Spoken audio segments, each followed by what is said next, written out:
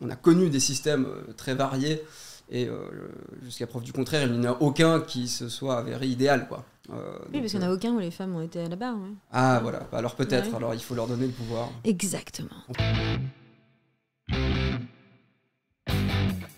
Est-ce que, je te pose aussi la question Ralph, est-ce que si jamais il y avait réellement une masse critique, donc on va dire mettons 30% de la population mondiale qui seraient toutes des femmes qui voudraient renverser un système, est-ce que ça ne créerait pas un autre système de toute façon de domination parce que l'humanité ne sait faire que ça, quoi? Non, pas du tout. C'est pas l'humanité qui sait faire que ça.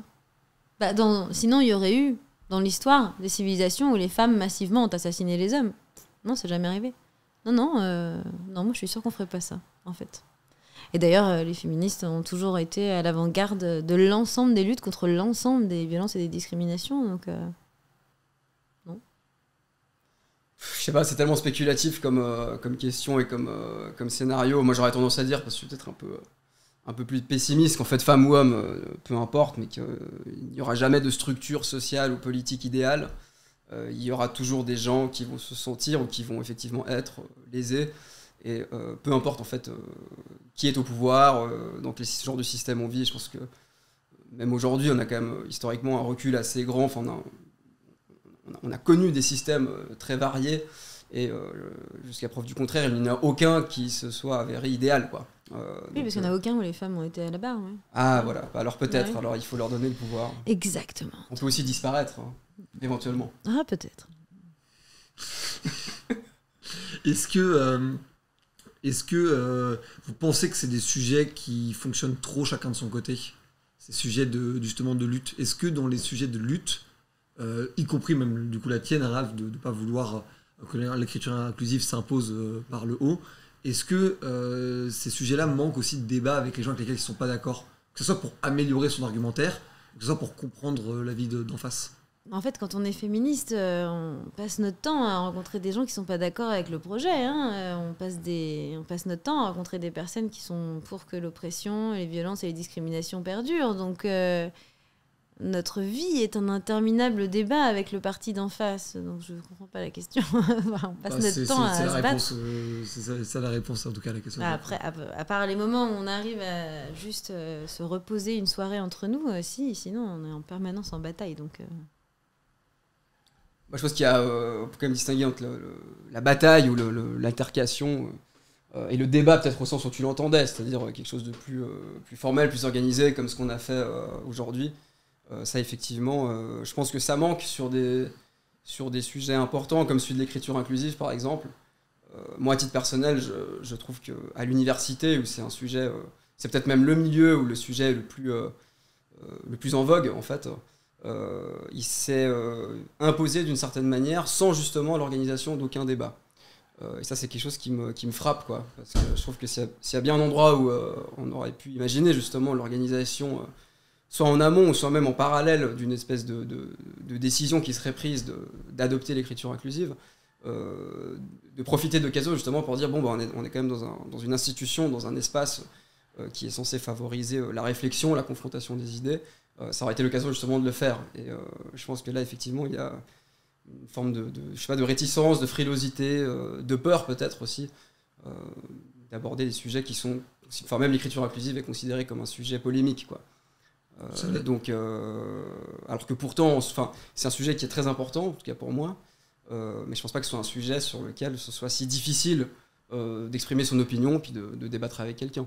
Je trouve pas que ce soit un sujet non plus scabreux, quoi. Ou avec quelqu'une. Quelle est l'opinion ou l'avis de l'autre avec lequel vous êtes le moins en désaccord du débat que vous avez fait? Est-ce qu'il y a une opinion dont vous vous rapprochez ou du moins dont vous êtes le moins éloigné que les autres? Il faut que je réfléchisse là. Le temps que Tiffany réfléchisse, moi c'est vraiment sur la question de la féminisation des noms de métiers, dont on n'a pas beaucoup parlé, mais dont Tiffany a parlé un petit peu, qui est une question en fait de lexique, et avec laquelle je suis tout à fait d'accord. D'ailleurs, beaucoup de linguistes qui sont contre l'écriture inclusive, tous en fait, j'en ai lu aucun qui s'oppose à la féminisation des noms de métiers, donc ça c'est un des versants du projet global de l'écriture inclusive, avec lequel je n'ai aucun problème et avec lequel, qui est tout à fait normal, quoi. C'est normal que la langue, que les dictionnaires entérine ce qui s'impose dans l'usage. Et donc, sitôt qu'il y a une réalité qui se fait jour, eh bien, il n'y a aucune raison de lui refuser une forme, en fait. Donc, voilà. Ah, pourquoi ça a été compliqué de m'appeler autrice alors? Ah non, parce que moi, je préfère, à titre personnel, auteur avec un E. Mais c'est pas à vous de choisir d'une part, et d'autre part, sur le plan à la fois historique et de l'usage, ça tient pas. Alors ça, je suis pas tout à fait sûr. Et surtout, moi, je pense que c'est un petit peu par mauvaise foi, parce que précisément, ça s'entend pas, en fait. Alors qu'autrice... mais en fait, le déterminant, le déterminant, de toute façon, il règle la question. Si je dis une auteure, on comprend bien que je parle d'une femme. Il n'y a pas besoin d'une deuxième forme morphologique qui est... Enfin, en fait, vous qui voulez a toujours existé. Mais vous voulez qu'on mette des à ce moment-là, partout. dites que je suis une acteur, alors, à ce moment-là. C'est la même construction. Non, mais là, vous me faites vraiment un mauvais procès. J'ai dit un acteur, une actrice. Dans mon esprit, il y avait un E à la fin de auteur. Je vous informe. Et c'est une forme qui existe. Je vous apporte du savoir. Non, cette forme-là, elle a juste été là comme compromis parce que ça s'entend pas à l'oral. Si on dit une actrice, on dit une autrice. Enfin, c'est la logique absolue et en plus, historiquement... Moi, j'ai lu une autre explication. Mais autrice, voilà, Rabelais parle d'autrice. Je veux dire... Enfin, stop, c'est aucune raison de dire auteur. Ou alors, dites acteur, coiffeur, enfin... Voilà, et à ce moment-là, nier carrément notre existence. Mais c'est absurde. Donc non, bah, j'y arrive pas à trouver. Je cherche, hein, c'est bonne foi, j'y arrive pas. Quel crédit vous accordez, je sors un petit peu du débat, mais quel crédit vous accordez aux nouvelles utilisations de la langue les plus créatives comme les plus peut-être trahissantes, on va dire, que ce soit le rap, les séries, le jargon entrepreneurial, dans lequel en tout cas nous on est parfois pas mal bercés de ça. Quel crédit vous accordez à ces nouvelles utilisations de la langue? Est-ce qu'il doit être total partout? Est-ce que c'est du cas par cas? Je comprends pas bien la question. Quel crédit? C'est-à-dire, est-ce qu'on les tient est-ce que je les estime? T'es d'accord avec un truc? La question n'était pas claire. Ah, j'ai eu. Je suis fier d'avoir remporté cette adhésion-là.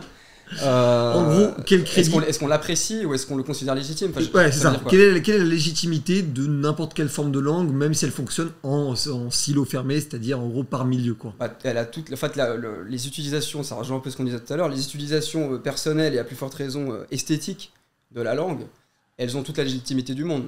Pour le dire autrement, personne n'a la légitimité d'aller dire à un artiste, que ce soit un rappeur, un écrivain, la manière dont tu parles n'est pas légitime. On peut la trouver laide.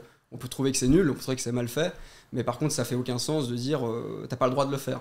C'est ça la différence entre l'usage personnel, esthétique, créatif du langage et la langue telle qu'elle existe pour tout le monde. Et là-dessus, il faut qu'on ait un socle commun, sinon on va plus s'entendre.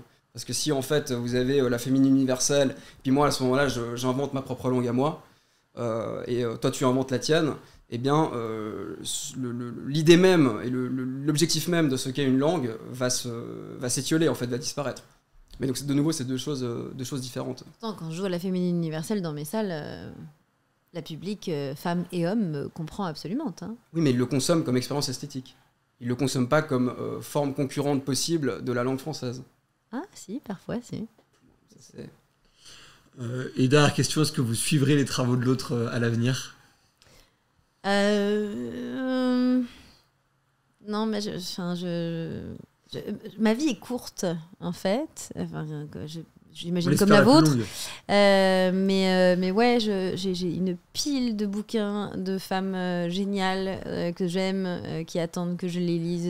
Voilà, ça commence à faire un truc hyper haut. De la même manière pour les podcasts de femmes extraordinaires, etc. Donc en fait, je fais comme Alice Coffin, je me concentre sur l'essentiel, E2LE. Ce sera peut-être pas ma première priorité, mais si je tombe dessus, j'écouterai volontiers. En tout cas, je retourne au Café de la Gare à partir du 15 octobre. Une fois tous les samedis à 15h, toutes les 2 semaines. Et ce sera parfois compte à rebours, parfois mes One Feminist Show sur l'actualité. Je remets à l'endroit de l'actualité de manière féministe. Donc, vous êtes les bienvenus. On mettra les liens en description. Ralph, petite promo.